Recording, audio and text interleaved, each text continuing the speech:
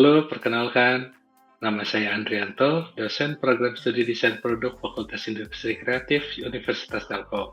Saya merupakan peserta kegiatan sertifikasi dosen gelombang 1 tahun 2025. Video ini merupakan kegiatan PDD UKTPT bidang pengajaran yang berisi tentang identitas mata kuliah, yang terdiri dari deskripsi mata kuliah, materi, dan metode pembelajarannya, asesmen, serta capaian yang diharapkan. Selain itu, dalam video ini juga terdapat micro teaching saya sebagai dosen pengampu mata kuliah desain produk dan manusia. Semoga video ini bermanfaat bagi semuanya. Selamat menyaksikan. Halo semua, selamat pagi. Assalamualaikum warahmatullahi wabarakatuh. Waalaikumsalam warahmatullahi wabarakatuh. Salam sehat semua. Terima kasih atas kehadirannya pada mata kuliah Desain Produk dan Manusia. Sehat semuanya, dalam keadaan sehat semuanya? Siap untuk menerima materi hari ini? Sehat Pak, siap Pak. Sehat Siap. Pak. Alhamdulillah. Perkenalkan, saya Andrianto, saya dosen Desain Produk Fakultas Industri Kreatif Universitas Telkom, selaku pengampu mata kuliah Desain Produk dan Manusia. Sebelum materi pertemuan pertama ini dimulai, saya akan menampilkan kontrak perkuliahan pada mata kuliah ini, di mana akan berisi tentang identitas mata kuliah yang berlaku selama 1 semester ke depan. Oke, izin teman-teman, ini tampilan layar saya sudah menunjukkan Learning Management System Telkom University di bawah Shalloway. Ini juga bisa diakses kalian sebagai student di situ. Harusnya tampilannya sama kalau sudah di-enroll di mata kuliah ini. Jadi tolong pastikan kalian sudah ter-enroll di kelas Desain Produk dan Manusia dengan kode FBK 2EAB3. Izin menyampaikan teman-teman, jadi mata kuliah desain produk dan manusia ini biasanya dulu-dulu disebut dengan ergonomi. Jadi mata kuliah desain produk dan manusia ini merupakan mata kuliah yang memberikan pemahaman mendalam mengenai hubungan antara manusia dan produk yang dirancang nantinya.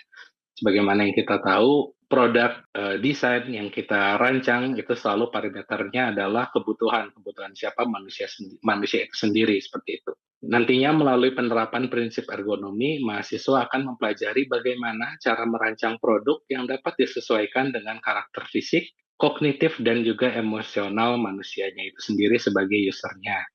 Aspek-aspek seperti antropometri, antropologi, dan psikologi pengguna menjadi fokus utama di sini, sehingga mahasiswa nantinya diharapkan dapat mengidentifikasi kebutuhan dan preferensi pengguna atau calon user dalam proses desainnya. Jadi seperti itu ya. Jadi teman-teman, si mata kuliah ini didesain untuk mendampingi mata kuliah utama, yaitu kelas studio desain produk 1, di mana nantinya harapannya materi yang ada, ilmu yang kalian serap ini bisa aplikatif di studio desain produk 1. So, di desain produk 1 nanti sifatnya hanya aplikasi saja dari hasil rancangan kalian berdasarkan kemampuan analisis dan identifikasi yang didapat dari mata kuliah ini, seperti itu. Jadi, mata kuliah ini walaupun sifatnya mata kuliah pendukung, tapi ini menjadi basis data yang lumayan krusial dalam menentukan perancangan di studi desain produk 1 kalian nanti, seperti itu. Sampai sini untuk mengenai identitas mata kuliahnya sendiri, bisa dipahami teman-teman? Cukup mengerti Pak. Ya Pak, aman Pak.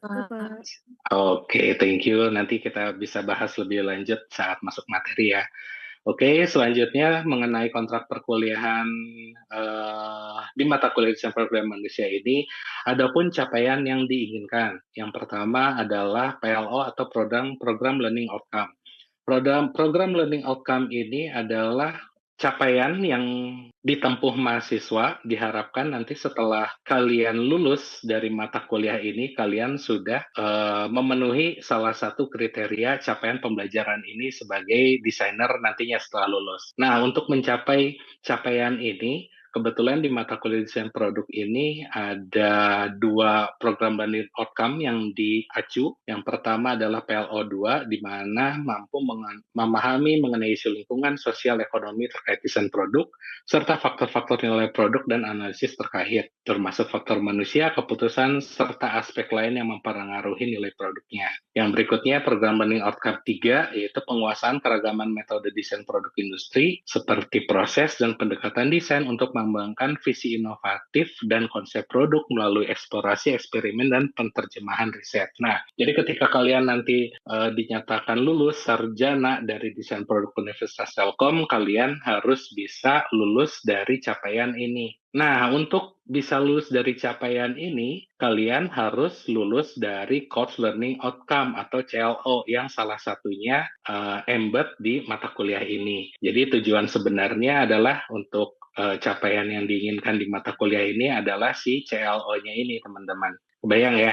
CLO-nya ini merupakan turunan dari PLO tadi, di mana CLO 1 itu mahasiswa diharapkan mampu memahami teori antropometri, biomekanika, time motion study, dan metode-metode peningkatan kenyamanan, keamanan, efektivitas, dan produktivitas yang diterapkan pada proses desain produk. Dan juga ada course learning outcome yang kedua, yaitu mampu menguasai faktor-faktor data manusia untuk menyusun konsep desain dan produk yang ergonomis bagi pengguna. Nah, intinya itu. Jadi, ketika kalian dinyatakan lulus dari mata kuliah ini, kalian berarti diasumsikan sudah memenuhi capaian ini. Nantinya capaian CLO ini diturunkan ke pokok bahasan berupa materi pembelajaran selama 1 semester ke depan, terdiri dari 16 pokok bahasan, di mana pertemuan pertama nanti dimulai dari pengertian dan contoh ergonomi atau pengantar. Lalu nanti kita juga akan ngebahas tentang antropometri, tentang standar deviasi, tentang biomekanika, tentang ergonomi kognitif, psikologi kognitif,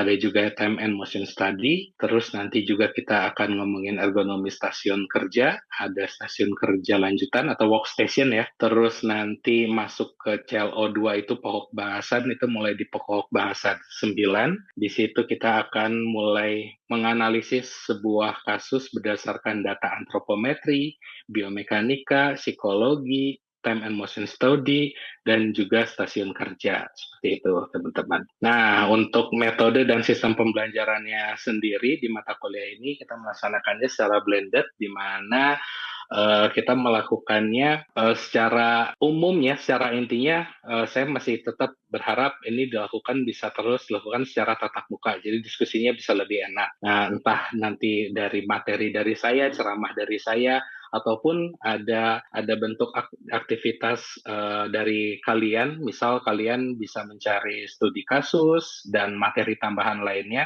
untuk dibawa ke forum diskusi di kelas secara tatap muka. Jadi harapannya ada aktivasi dari kalian juga dalam membuat sistem pembelajaran ini jauh lebih ramai lagi gitu, jauh lebih seru lagi gitu. Jadi jangan cuman dari saya aja harapannya, jangan cuman mendengar ceramah saya. Jadi biasanya ceramah saya nanti mengisikan tentang pengantar-pengantar, harapannya nge-trigger kalian untuk kalian bisa nanti explore sendiri, cari tahu sendiri, baik studi kasus ataupun penjelasan materi lain, untuk nantinya kita bawa di kelas untuk kita diskusi sama-sama, seperti itu. Terbayang sejauh ini teman-teman? Masih bisa diikuti? Ya. Oke. Nah, selain itu, platform LMS Jalur Universitas Telkom ini memberi wadah untuk kalian sebagai mahasiswa bisa mengaktifasi sistem pembelajarannya secara e-learning. Nantinya kalian bisa mengakses seluruh aktivitas yang ada di LMS ini. Saya kasih contoh seperti di sini, kalian bisa lihat mengenai materi lainnya di sini, ada diskusi juga. Kalau kita mau diskusi di sini, silakan saja.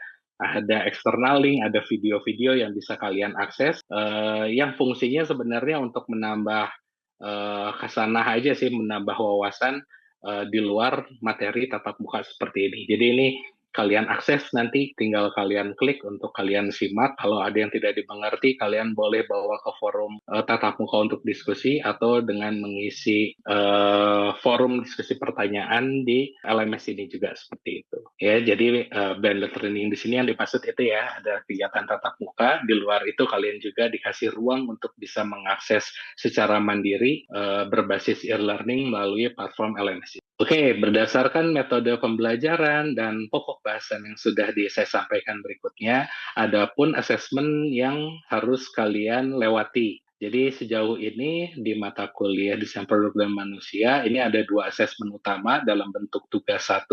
Dia mengikat ke CLO1, di mana tugas 1 CLO1 ini adalah basicnya dari materi pertemuan atau pokok bahasan 1 sampai pokok bahasan 8. Nantinya tugas 1 ini mempunyai bobot 50%, di mana secara umum tugasnya adalah menganalisis produk sekitar berdasarkan aspek ergonominya. Untuk tugas 2-nya itu mengikat di course learning outcome 2 di pokok bahasan 9 sampai 16, di mana kalian menganalisis ini lebih spesifik lagi terkait workstation-nya untuk efektivitas kerja salah satu profesi yang ada di sekitar kalian berdasarkan aspek ergonominya, seperti itu. Jadi syaratnya kalian harus bisa lulus nih kedua si tugas ini untuk bisa pas dari mata kuliah Desain Produk dan Manusia. Untuk kriteria indikator penilaiannya pun juga sama lah ya sama mata kuliah lainnya. Di sini ada D, C, BC, AB dan juga A, di mana kalian bisa lihat di sini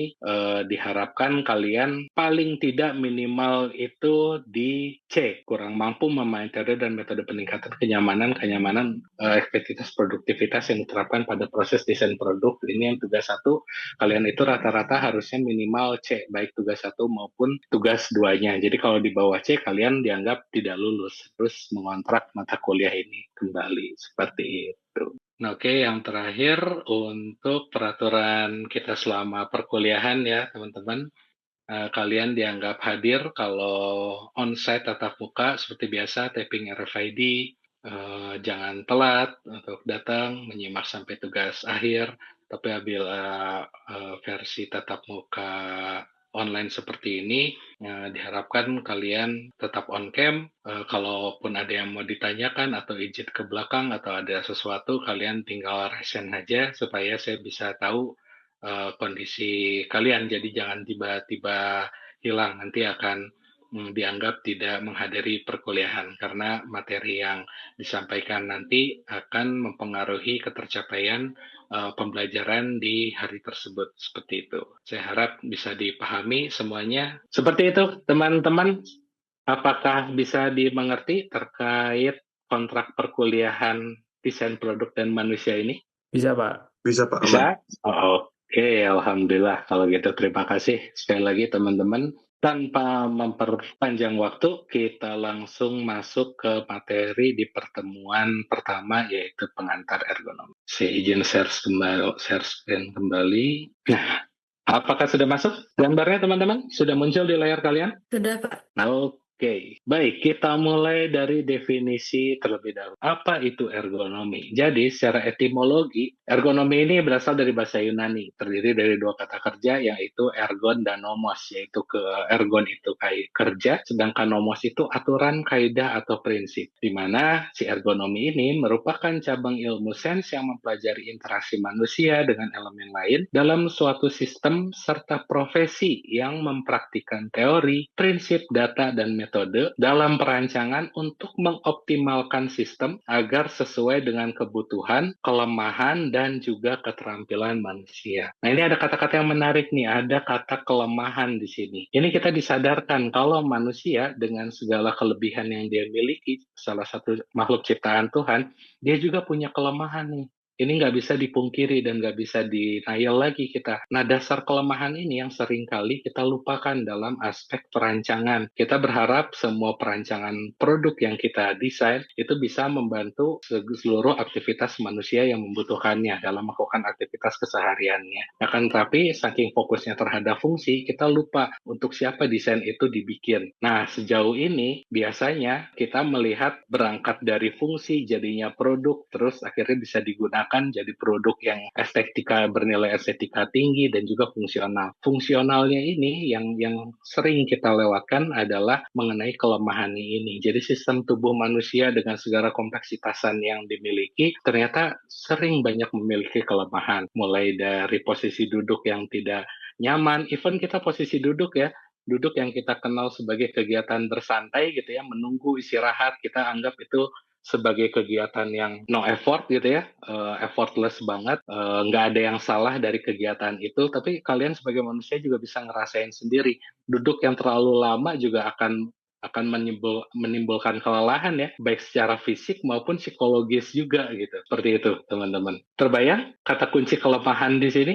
Ini penting menurut saya kalau ngomongin kaitannya dengan ergonomi, karena itu parameternya sebenarnya. Cukup terbayang, Pak. Cukup ya, oke ya. Cukup familiar ya dengan definisi ini sebenarnya ya. Oke, kita lanjut. Nah, ini tujuannya teman-teman. Jadi penerapan ilmu ergonomi dalam desain itu bertujuan untuk meningkatkan yang pertama, kenyamanan, performansi, kepuasan, kesehatan, dan keamanan. Ini 4 kata kunci yang menjadi indikator sebuah produk desain memenuhi kriteria ergonomi. Kalau produk kalian dianggap nyaman, bisa menaikkan performa kalian puas akan aktivitas yang dilakukan, serta sehat juga aman, itu bisa dibilang produk kalian itu memenuhi kriteria ergonomi. Which is goal semua perancangan harusnya seperti ini, benar nggak? Dia jelas dong, ketika dia didesain untuk menunjang aktivitas seseorang, ya dia harusnya menghasilkan sebuah performa yang paling baik gitu. Dan untuk mencapai performa ini, dia harus memenuhi kriteria ergonomi, yaitu kenyamanan, keamanan, kesehatan, dan juga kepuasan. Seperti itu, teman-teman. Oke, saya kasih contoh di sini.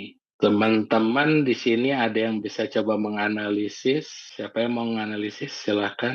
Saya coba. Mas Rizky, kalau saya tunjukkan gambar di sini, di mana ada 2 gambar kiri dan kanan, dua-duanya sedang melakukan aktivitas computing gitu ya, menggunakan komputer. Apa yang bisa Mas Rizky lihat? Kalau yang pertama saya lihat dari kedua gambar itu, yang sangat berbeda dari posisi meja sangat mempengaruhi posisi duduknya, Pak. Oke, posisi meja mempengaruhi posisi duduknya. Seberapa berdampak perbedaan itu menurut Rizky? Kalau menurut saya kisaran 80% ke atas sih, Pak. Karena dari posturnya itu sangat mempengaruhi sekali, Pak. Dari kiri dan kanan sangat berbeda. Oke, kita lihat lah ya. Kita udah ada semiotika gambar di sini yang sebelah kiri dikasih checklist, sebelah kanan dikasih X. Kira-kira bakal pengaruhnya seperti apa nih? Apakah kalau dari penjelasan tadi ya, kalau dari penjelasan ini gitu ya, keempat kata kunci ini, nah dengan sikap atau posisi kerja yang ada seperti ini, kira-kira bakal tercapai nggak sih performa yang diinginkan? Kalau yang kiri sepertinya sudah cukup tercapai, tapi kalau yang kanan saya lihat belum sih, Pak. Oke, ini saya cuma nanya aja, sepenglihatan cepat Mas Rizky aja, apa sih yang mempengaruhi kira-kira kalau melihat dari user manusianya, itu seperti apa, gitu, itu seperti apa. Itu nanti bakal menentukan perancangan sebuah furniture penunjang untuk bisa mengakomodasi baik komputernya maupun si manusianya untuk menggunakan, seperti itu. Jadi perancangan yang baik yang memenuhi kaidah kriteria ergonomi yang baik, itu nggak melulu tampilan fisik estetis yang indah gitu, tapi balik lagi secara fungsi dasar dia bisa naruh monitor, bisa, untuk bisa menaruh keyboard bisa, ini masih bisa digunakan, bisa banget, tapi apakah dia mempertimbangkan kelemahan manusia tadi yang sudah dinotis di awal? Nah, itu yang belum tentu seperti itu. Kita lihat di sini dia menggunakan kursi makan biasa yang tidak proper untuk menggunakan posisi kerja. Akhirnya dia tidak punya sandaran yang cukup baik, memaksa badan dia untuk membungkuk seperti itu.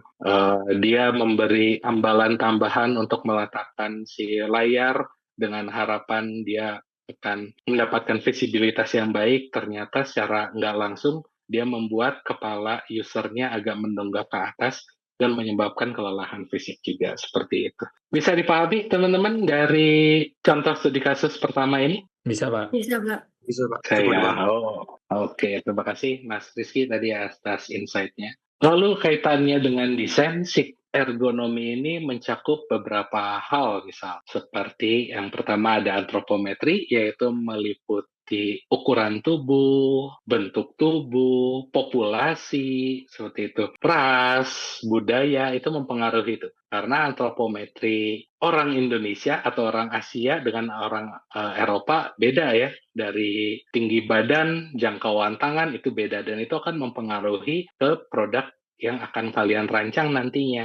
Ketika kalian mendesain sebuah furniture yang digunakan dengan parameter ukuran antropometri tubuh orang Asia, yang menggunakannya orang Eropa pasti nggak akan nyaman. Entah kekecilan, entah terlalu sempit, dan lain sebagainya. Pun sebaliknya, ketika kalian merancang produk dengan pendekatan antropometri tubuh dari orang Eropa digunakan oleh orang Asia, jadi bukan cuma masalah kekecilan aja nih yang menimbulkan masalah, tapi kebesaran juga bisa menimbulkan masalah. Daya jangkaunya yang tadinya harusnya sampai, ini harus butuh effort untuk bisa menjangkau sesuatu, dan itu menyebabkan kelelahan, yang otomatis dia nggak akan ergonomi. Seperti itu. Berikutnya ada biomekanik terkait dengan cara otot tubuh bekerja, kemampuan sendi-sendi, engsel-engsel tubuh. Kita akan mempelajari itu di mana manusia juga punya keterbatasan ya. Kayak siku tangan kita kan nggak bisa bengkok ke belakang kayak action figure ya. Nah, itu jadi pertimbangan yang harus kita pikirkan dalam merancang produk penunjang berdasarkan data biomekanika seperti itu. Berikutnya nggak kalah penting, environmental fisik terkait lingkungan kerja sekitarnya nih. Ada noise kah, ada cahaya yang buruk kah, atau suhu ruangan yang terlalu panas atau terlalu dingin, misalnya radiasi yang lain-lain, belum lagi ada getaran sebelah lagi ada proyek, misalnya seperti itu juga turut mempengaruhi kinerja kita, dan itu masuk ke dalam aspek ergonomi, karena itu bisa dimanipulasi guys, bisa dirancang. Kita tahu kondisi sekitar kita seperti ini, so berarti kita butuh alat penunjang yang bisa mengurangi dampak tersebut gitu. Pencahayaan, misalnya pencahayaan yang ada dinilai agak terlalu terang, harus diganti dengan yang redup. Tapi di satu sisi jenis pekerjaannya macam-macam. Di satu sisi harus menggunakan pencahayaan yang terang, di satu sisi harus menggunakan pencahayaan yang redup. Sehingga disolusikanlah membuat sebuah sistem pencahayaan, baik rumah lampunya, desain lampunya,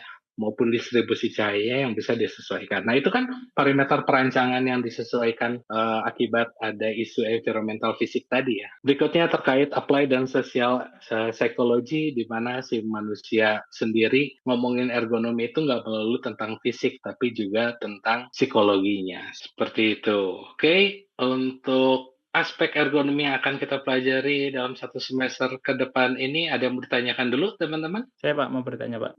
Baik, Wafa, silakan Mas Wafa. Oke Pak, saya masih agak bingung yang tentang applied psikologi sama sosial psikologi itu Pak. Saya kira kan kalau ngomongin ergonomi itu kan hubungannya sama fisik manusia gitu ya Pak. Terus kira-kira apa Pak hubungan ergonomi sama psikologi kayak gitu Pak? Oke, terima kasih Mas Wafa. Aduh, ini pertanyaannya saya suka banget sebenarnya. Jadi betul banget, secara umum kita memahami pemahaman kita terbatas ngomongin ergonomi itu melulu tentang fisikal, dimensi, ukuran tubuh, daya jangkau, ras, dan sebagainya. Tapi kalau kita kembali ke slide saya di awal tadi, ketika kita untuk mencapai sebuah kenyamanan itu bukan hanya fisik tapi psikis, ternyata semua juga dipengaruhi oleh psikis kita. Contoh aplikasinya, misal kita dalam memilih sebuah produk diberikan referensi berbagai pilihan warna, betul nggak? Kita mau beli HP misalnya, iPhone 16 Pro Max, dikasih 3 pilihan warna. Ada preferensi tertentukah dari kita dalam memilih warna tertentu yang kita pilih, betul nggak? Betul Pak. Oke, misal saya tanya ke Wafa ketika memilih sebuah HP iPhone 16 Pro, ada 3 pilihan warna, hitam, biru, dan rose gold. Wafa bakal memilih warna apa? Kalau saya lebih prefer ke hitam Pak. Alasannya? Alasannya karena warna hitam tuh lebih bisa dikombinasiin sama casing-casing yang bervariatif gitu. Jadi lebih nyaman mudah kotor. Oke ya, ada alasan teknis, ada alasan juga ini ya, preferensi pribadi ya sebenarnya Iya, ya. Pak. Nah, oke, dari alasan Wafa memilih warna hitam ada tujuan tertentu itu menunjukkan kalau Wafa misalnya salah pilih warna atau memaksakan untuk memilih warna sesuatu yang sebenarnya nggak diinginkan banget oleh Wafa, Wafa pasti di situ ada merasa kurang puas, kurang ya mungkin terburuknya bahkan sampai menyesal dan itu bakal mengganggu pikiran dan itu mengurangi kepuasan bahkan kenyamanan sampai akhirnya nggak mempengaruhi. Itu baru dari visual, oke? Jadi kalau ngomongin psikis itu biasanya kita berhubungannya dengan indera, panca indera kita. Ada penglihatan, pendengaran, pengecapan, perabaan, dan lain sebagainya. Bisa dipahami nggak? Untuk teman-teman yang lain, silakan kalau yang mau tanyakan. Bisa, Pak. Terima kasih, Pak. Siap. Paham ya? Seperti itu gitu, teman-teman. Jadi, itu yang kadang kita nggak pahami. Ini kita mempelajari sebenarnya kaitan ergonominya mikro ya, lebih khusus lagi. Karena saya coba masukin logika kalian ke dalam berpikir perancangan produk gitu. Dia di luar itu mungkin bisa berkembang lebih banyak dan lebih besar lagi. Seperti itu. Oke, berikutnya saya kasih contoh lagi. Ada kegiatan pengrajin kerupuk nih. Dari gambar yang terlihat, ada 2 orang, wanita dan pria, sedang mengangkat tepung tapioka untuk memindahkan dari posisi A ke posisi B. Kalau melihat gambar ini, jelas ada yang salah ya. Pertama, antropometri wanita dan pria, even satu ras, even satu sama-sama orang Indonesia, even sama-sama orang Sunda, dia mempunyai antropometri tubuh yang berbeda. Sehingga terjadi ketidakseimbangan nih. Kita lihat contoh yang kanan bawah, di mana si mbaknya lebih pendek, sehingga dia ngasih tekanan yang lebih tinggi dibanding si pria di bagian punggungnya. Seperti itu. Yang kedua, cara mengangkatnya. Cara mengangkatnya ada yang dari posisi berdiri langsung diangkat, yang kedua dari jongkok baru diangkat. Ini berhubungan dengan kebiasaan juga. Ini agak sulit, udah dikasih tahu pemahaman juga, tapi tetap dilakukan gitu cara kerja yang salah karena kebiasaan tadi, seperti itu. Nah, dari pembahasan kita sejauh ini, kalian sebagai calon desainer produk nih, kalian kan udah punya banyak preferensi nih. Logika kalian aja, nggak apa-apa salah juga, ini kan namanya diskusi ya. Menurut kalian kira-kira kita butuh apa ya? Butuh alat penunjang apa ya? Coba cewek sekarang. Ada Jihara. Ya, Pak. Nah, Mbak Jiji, kalau melihat kondisi seperti di gambar ini, kira-kira logika Mbak Jihara harus kayak gimana ya? Kayaknya bisa dibantu sama semacam troli gitu, Pak, biar nggak kesusahan pas ngangkat ya juga, pas kegesernya juga. Oke, terima kasih. Ya, logikanya udah masuk ya Mbak Jihara ya. Jadi, ya, udah bisa jadi calon desainer produk nih, betul analisisnya ke arah itu. So, udah jelas banget, berarti butuh alat penunjang. Alat penunjangnya berupa apa? Betul sekali, berupa troli. Jadi, troli ini didesain, nggak peduli kebiasaan dia cara mengangkatnya dari jongkok atau dari berdiri, nggak peduli yang menggunakannya cewek atau cowok, orang Asia ataupun orang Eropa, sehingga ini bisa dilakukan dengan jauh lebih safety lagi. Ketika dilakukan dengan lebih safety, ya jelas produktivitas bakal jauh lebih meningkat nantinya. Yang berdampak pada apa? Keuntungan perusahaan seperti itu. Balik lagi ke slide saya yang di awal-awal tadi. Tujuannya performa seperti itu. Sampai akhirnya kita pada kesimpulan ketika pekerjaan didesain untuk menyesuaikan kapasitas dari pekerjanya, hasilnya akan baik bukan hanya untuk hasil kerjanya, tapi juga experience yang menyenangkan bagi yang melakukannya. Jadi sebenarnya sistem kerja itu harusnya didesain bukan cuman itu bisa bekerja sebagaimana mestinya, tapi juga harus menyenangkan untuk dijalankannya. Ketika itu sudah terjadi, sebuah perancangan produk udah bisa memenuhi kriteria tersebut, ya kesuksesan, performa kerja itu udah pasti bisa dicapai. Demikian teman-teman, saya harap pengantar ergonomi ini bisa jadi awal yang baik dalam kalian melakukan identifikasi, analisis permasalahan untuk sebuah tujuan menciptakan sebuah perancangan produk yang lebih baik lagi ke depannya. Seperti itu teman-teman. Nah, dari source ini untuk kalian pelajari lebih lanjut nantinya di luar perkuliahan, sumber-sumber sumber ini yang dirujuk. Oke, kalau sudah tidak ada pertanyaan, tugas untuk minggu depan sesuai dengan yang sudah disampaikan di kontrak perkuliahan tadi, kalian diharapkan mencari studi kasus terkait aplikasi ergonomi pada desain produk untuk nantinya bisa kita bahas bareng-bareng di kelas secara tatap muka, baik onsite maupun online nantinya. Tugas sementara bisa dikumpulkan dahulu melalui platform LMS tadi di assignment untuk nanti kita buka bersama-sama untuk kita jadi bahan diskusi bersama. Seperti itu, saya rasa cukup mudah dipahami ya teman-teman semua. Nanti juga slide-nya akan saya share ke kalian. Baik, demikian ada yang mau ditanyakan dulu sebelum saya tutup pertemuan hari ini teman-teman semua? Cukup? Dari saya cukup sih, Pak. Cukup, Pak. Oke, baik. Terima kasih sekali lagi teman-teman semua atas kehadirannya. Semoga ilmu hari ini dapat bermanfaat untuk semuanya. Sampai jumpa minggu depan di kesempatan berikutnya. Sehat selalu. Assalamualaikum warahmatullahi wabarakatuh. Waalaikumsalam warahmatullahi wabarakatuh. Waalaikumsalam warahmatullahi wabarakatuh. Terima kasih banyak, Pak.